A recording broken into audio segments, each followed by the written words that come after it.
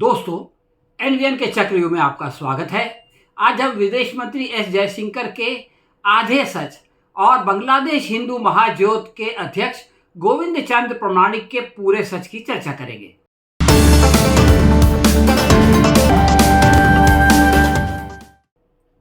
दोस्तों, बांग्लादेश के बिगड़े हालात को लेकर विदेश मंत्री एस जयशंकर ने संसद में जानकारी दी।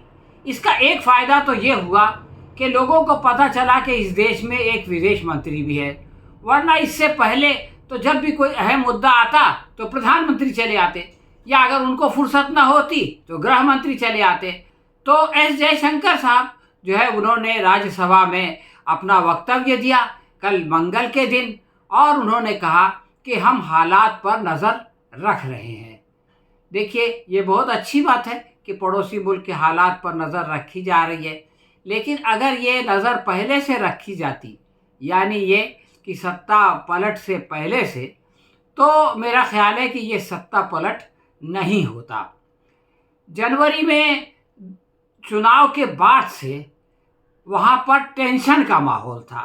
ये हमारे विदेश मंत्री कहते हैं कि बांग्लादेश में जब जनवरी में चुनाव हुआ उसके बाद से टेंशन का माहौल था। उन्होंने उसका कारण नहीं बताया। उसका कारण ये था कि वो चुनाव जो है वो टोटली रिग्ड था, यानी उसके अंदर जो है वो बड़े पैमाने पर बदनवानी घपलेबाजी हुई थी। सारा विपक्ष जेल में था, उसने बाइकॉट का ऐलान कर रखा था, और जो निष्पक्ष लोग हैं दुनिया भर के, उनका ख्याल है कि केवल 10% लोगों ने उसमें भाग लिया, यानी 10% वोट गिरे। खुद इलेक्शन कमीशन ने भी बताया पहले कि 28% वोटिंग हुई, और बाद में फिर उसको बढ़ा करके 45 के आसपास कर दिया गया। तो ये जो मामला हुआ, इसकी वजह से वहाँ पर टेंशन था। ये बात हमारे विदेश मंत्री ने नहीं बताई। फिर उन्होंने कहा कि जून में जो है वो छात्रों का प्रदर्शन शुरू हुआ और इमारतों और इंफ्रास्ट्रक्चर पर हमले होने लगे, और जुलाई में भी हिंसा चलती रही। उन्होंने ये भी नहीं बताया कि जून में अचानक छात्रों ने प्रदर्शन क्यों शुरू किया। उसका कारण ये था कि 2018 में वहाँ पर जो रिजर्वेशन आरक्षण की जो नीति थी, जिसमें जिन लोगों ने जो है वो आज़ादी की जंग में हिस्सा लिया था, उनको जो है वो आरक्षण दिया जाता था, वो 2018 में ख़त्म हो गया। जून में कोर्ट ने उसको वापस लागू कर दिया, और वो कोई छोटा मोटा रिजर्वेशन नहीं है, बल्कि वो 30% है, और आज़ादी के उसमें हिस्सा लेने वाले तो 3% भी नहीं होंगे। अब सवाल ये है कि अगर आप एक ऐसे देश में जहाँ 20% बेरोज़गारी हो, 30% रिजर्वेशन किस 3% से कम लोगों को दे दें, तो जो है वो छात्र नाराज़ होंगे और वो जो है वो प्रदर्शन करेंगे। लेकिन हमारे विदेश मंत्री ने वो बात जो है वो गोल कर दी। फिर उन्होंने कहा कि हमने शांति के ज़रिए समाधान निकालने की गुजारिश की, परंतु उनकी इस गुजारिश पर शेख हसीना ने कोई अमल नहीं किया। उन्होंने तो ये कहा कि ये छात्र नहीं है, बल्कि ये रज़ाकार है, यानी वो लोग हैं जो कि बांग्लादेश की आज़ादी के दुश्मन थे और पाकिस्तान के समर्थक थे। तो अगर किसी देश में इतना बड़ा अन्याय हो कि उनकी नौकरियां निकाल करके 30% लोगों की नौकरियां निकाल करके 3% या 1% लोगों को दे दी जाए, और उसके खिलाफ छात्र मैदान में आए, तो आप उनको जो है ये कहते हैं कि ये देशद्रोही लोग हैं। तो इस तरह से हसीना ने उस आग में, जो एक छोटी सी आग थी, उसके अंदर तेल डालने का काम किया। उसके बाद विदेश मंत्री ने कहा कि हमारे लिए चिंता की बात ये रही कि अल्पसंख्यकों की दुकानें और मंदिर कई जगहों पर हमला हुआ। तो ये बहुत अच्छी बात है कि हमारे मंत्री जी को जो है वो बांग्लादेश के अंदर अल्पसंख्यकों की दुकानों और मंदिरों, यानी पूजा स्थलों पर हमले की चिंता है, होनी चाहिए। किसी के भी अल्पसंख्यक हो या बहुसंख्यक हो, उसकी दुकानों और जो है वो पूजा स्थल पर जो है वो हमला नहीं होना चाहिए। लेकिन उनको ये भी पता होना चाहिए कि बांग्लादेश में कुल आबादी 17 करोड़ है और उसके अंदर 10% जो है वो अल्पसंख्यक हैं, तो यानी 1,70,00,000। लेकिन भारत में जो है वो 140 करोड़ लोग हैं और उसमें 15% जो है वो अल्पसंख्यक है। तो 15% अगर 140 का आप निकालें तो 21 करोड़ लोग होते हैं। तो यहाँ पर भी लोगों की दुकानों पर और पूजा स्थल पर, इबादत गाहों पर, चर्चेस पर, मस्जिदों पर हमले होते हैं। तो उसकी चिंता कभी किसी मंत्री ने इस सरकार के अभी तक नहीं जताई, बल्कि इस सरकार के जो राज्य सरकारें हैं वो लोग तो बुलडोज़र के ज़रिए से दुकानों और घरों को गिराकर उस पर जो है वो अभिमान करते हैं। तो अब जो है उन्होंने ये कहा कि भाई हमारे पास पूरी जानकारी नहीं आई है, तो पूरी जानकारी तो हम आपको जो है वो एक इंटरव्यू के ज़रिए से जो आखिर में है बताएंगे। लेकिन एस जयशंकर ने कहा कि बांग्लादेश से हमारे ताल्लुकात बहुत करीबी रहे हैं, तो वो पड़ोसी है, रहने ही चाहिए, बहुत अच्छी बात है। और फिर जो राजनीतिक पार्टियों के वो टच में हैं, उन्होंने ये बताया। अब आप ज़रा कल्पना कीजिए कि कोई दूसरा देश, कोई दूसरा पड़ोसी देश, नेपाल या श्रीलंका या पाकिस्तान, जो हमारे पास पड़ोस के, अगर वहाँ का कोई नेता अगर कह दे कि हम जो है वो भारत की अल्पसंख्यकों के बारे में चिंतित हैं और यहाँ की राजनीतिक पार्टियों के टच में हैं, तो बीजेपी क्या करेगी? और वो जिन लोगों का नाम आ जाएगा उसमें, उन लोगों के साथ बीजेपी का क्या सलूक होगा? तो अगर हम जो है वो अपने पड़ोसी देशों की राजनीतिक पार्टियों के संपर्क में रह सकते हैं, तो वो भी रह सकती हैं एक पड़ोसी के नाते, लेकिन हम दूसरों को ये हक नहीं देना चाहते। उसको जो है वो हमारी उसमें हमारे इंटरफेरेंस समझते हैं, और हम जो है जब उस पर नजर टच में रहते हैं तो उसको दूसरों के इंटरनल अफेयर्स में इंटरफेरेंस नहीं समझते। अब हमारे जयशंकर साहब ने सुप्रीम कोर्ट का ये कहा कि वहाँ के सुप्रीम कोर्ट के आदेश के बाद भी हालात नहीं बदले। ये बात सही है कि वहाँ पर 26% रिजर्वेशन तो पहले महिलाओं और विकलांगों और दूसरी जो समुदाय हैं उनको था, 30% ये दे दिया गया, तो इस तरह से कुल बढ़ के 56% हो गया। ये मामला सुप्रीम कोर्ट में गया तो उसने उसको घटा करके 7% कर दिया। 5% जो है वो फ्रीडम फाइटर्स के लिए और 1% जो है वो ट्राइबल्स के लिए और 1% दूसरे अल्पसंख्यकों के लिए। तो सवाल ये है कि इस दौरान, यानी सुप्रीम कोर्ट के इस फैसले से के पहले जो सरकार ने दमन किया, जो सरकार ने पुलिस के ज़रिए से प्रदर्शनकारियों को जो है वो मारा पीटा, 10,000 लोगों को जेल में डाला, बल्कि ये काम सिर्फ पुलिस के ज़रिए नहीं किया गया, अवामी लीग के जो कार्यकर्ता थे उन्होंने भी जो है वो उनको मारने पीटने का काम किया। तो सुप्रीम कोर्ट के हिसाब से तो वो प्रदर्शन सही था, इसीलिए सुप्रीम कोर्ट ने फैसला बदल दिया। तो सवाल ये है कि जिन लोगों ने ये अत्याचार किया उनको सज़ा मिलनी चाहिए या नहीं मिलनी चाहिए? तो जो छात्र थे उन्होंने ये कहा कि कुछ लोगों को सज़ा दी जाए, कुछ मंत्री जो है वो अपना त्याग पत्र दें। उसमें शेख हसीना का नाम नहीं था, कुछ पुलिस अफसरों का नाम था और 2 मंत्रियों का नाम था। लेकिन अब शेख हसीना ने बजाय इसके कि उनकी बात को ध्यान से सुनती, 1-2 लोगों को हटाती, उन्होंने कह दिया कि ये सारे आतंकवादी हैं। पहले वो रज़ाकार थे, अब वो आतंकवादी हो गए। तो इसकी वजह से जो है वो हालात और बिगड़े।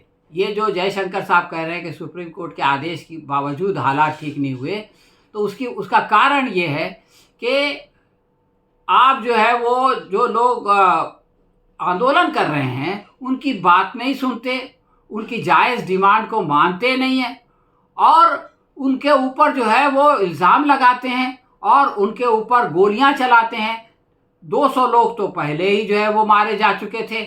एक दिन में हसीना वाजिद ने 100 लोगों को मरवा दिया और आखिरी दिन भी उन्होंने पुलिस से यही कहा था, बल्कि मिलिट्री से भी कहा था कि कैसे भी करो, कितने भी लोग मारे जाएं, लेकिन ये कि ये इसको मामले को ख़त्म करो। यानी लोगों की जान की परवाह नहीं है, हमारी सत्ता की परवाह है। तो ये जो सिचुएशन पैदा हुई, ऐसे में वहाँ की सेना ने कहा कि हम ये नहीं कर सकते, हम अपने लोगों पे गोली नहीं चला सकते। अब आपके पास 45 मिनट का समय है, ये जो लोग आ रहे हैं आपके महल की तरफ, इनको हमारे लिए रोकना मुश्किल है, इसलिए आप यहाँ से चले जाइए। उन्होंने कहा कि मैं जो है राष्ट्र के नाम संबोधन करना चाहती हूँ। तो जो सेना प्रमुख है उन्होंने कहा कि इससे और ज़्यादा गुस्सा बढ़ जाएगा, इसलिए आप चुपचाप चले जाइए। और फिर उनको जो है एक रास्ता दिया गया भारत में उनके लिए परमिशन लिया गया और वो भारत आ गई। तो ये इस तरह से मामला हुआ। और ये जो कुछ भी हुआ, इसको देखने के बाद ऐसा लगता है कि विनाश काले विपरीत बुद्धि, यानी ये कि शेख हसीना ने इस मामले को ठीक करने के जितने अवसर थे उन सब को गंवाए, और इसकी वजह से उनको अपनी सत्ता गंवाना पड़ी, और इसकी वजह से ये हालात पैदा हुए। अब जो हमारे विदेश मंत्री कहते हैं कि हमने जो है उनको फॉर द मोमेंट, यानी कुछ समय के लिए, कुछ वक्त के लिए भारत में शरण दिया है।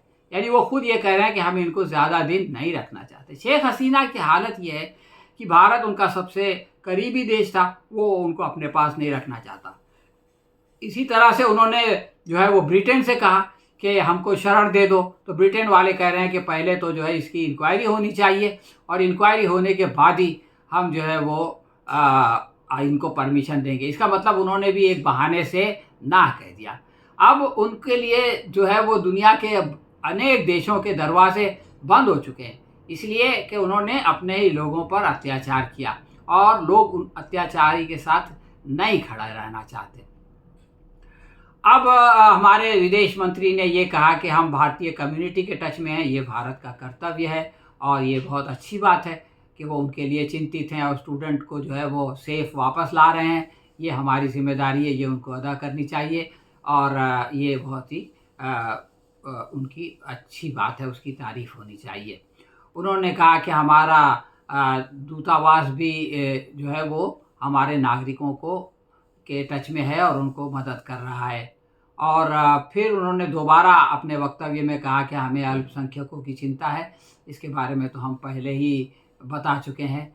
ये जो हिंसा के बारे में बहुत ज़्यादा चिंता बता रहे हैं, तो हमारे यहाँ देश के अंदर जितनी हिंसा इन पिछले 10-15 दिनों में कांवड़ियों ने की है, बांग्लादेश में सत्ता परिवर्तन के बावजूद होने वाली हिंसा मैं समझता हूँ कि उससे बहुत कम है।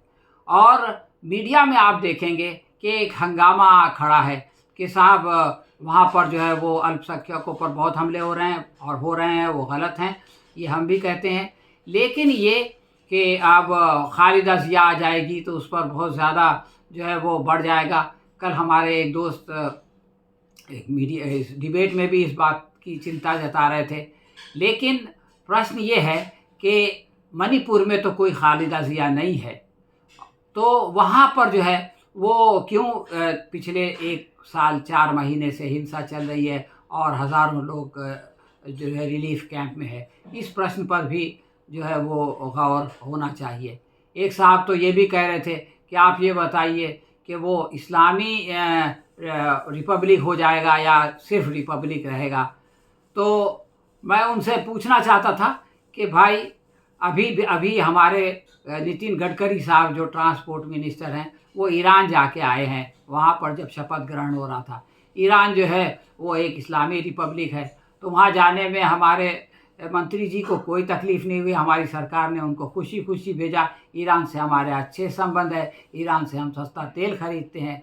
तो किसी देश के जो है वो इस्लामिक रिपब्लिक हो जाने की वजह से अगर बहुत ज़्यादा परेशानी है, तो भारत के ईरान से अच्छे संबंध नहीं होने चाहिए।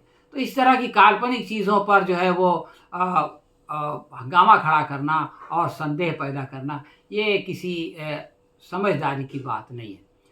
अब हम चलते हैं बांग्लादेश की राजधानी ढाका में रहने वाले गोविंद चंद्र प्रमाणिक की तरफ।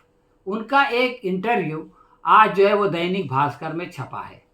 प्रमाणिक साहब जो है वो हिंदू संगठन बांग्लादेशी हिंदू महाज्योत प्रसिद्ध के जो है वो प्रेसिडेंट हैं, और वो वहाँ पर सुप्रीम कोर्ट में एडवोकेट भी हैं।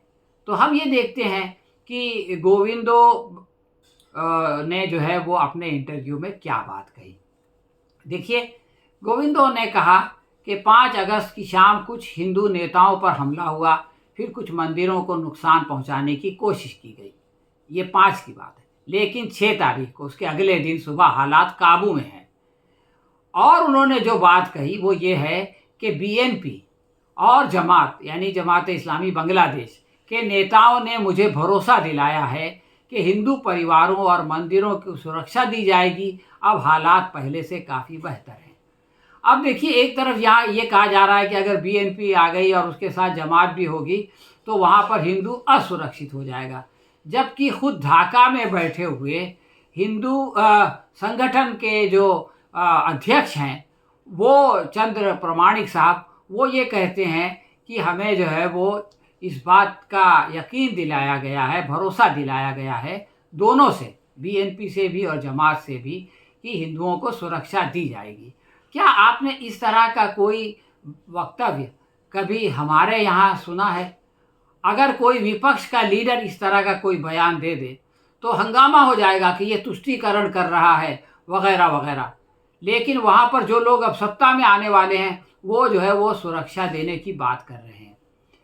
और प्रामाणिक ने यह भी कहा कि 24 जिलों में हिंदू नेताओं, खास तौर पर आवामी पार्टी के यानी आवामी लीग के नेताओं के घरों पर हमला हुआ। तो ये हमला जो हुआ है वो आवामी लीग के नेताओं पर हुआ है, उसमें मुसलमान भी शामिल हैं और हिंदू भी शामिल हैं। तो इस तरह से दोनों पर हमले हुए, उसको हिंदू मुस्लिम करके अलग करना ये ठीक नहीं है। और ये हमले नहीं होने चाहिए थे, ये सही है, लेकिन इसमें कोई हिंदू मुस्लिम का जो है वो एंगल निकालना ठीक नहीं है।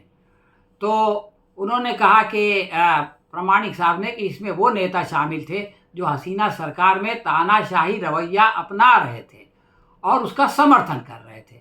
तो ये जो आक्रोश है वो हसीना सरकार के तानाशाही रवैये का समर्थन करने वालों के खिलाफ है, हिंदुओं के खिलाफ नहीं है। हिंदुओं के साथ साथ मुसलमानों के भी खिलाफ है जो हसीना का जो है वो समर्थन कर रहे थे।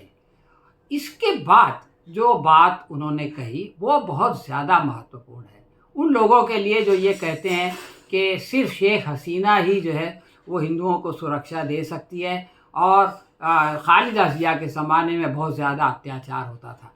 तो जो प्रामाणिक है वो कहते हैं कि शेख हसीना सबसे ज़्यादा सांप्रदायिक नेता थी।